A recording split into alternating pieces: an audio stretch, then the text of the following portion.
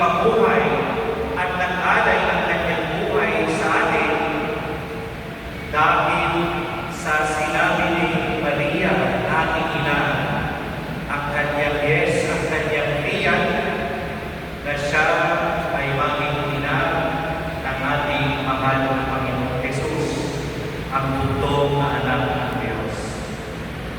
At nais kong natin para sa ating pagpinilay ngayon, ang narinig nating Ebanghelyo mula kay San Lucas.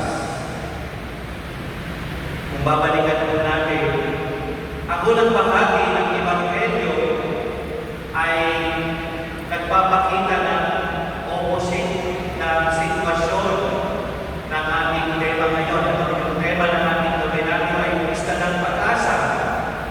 Subalit ito sa unang bahagi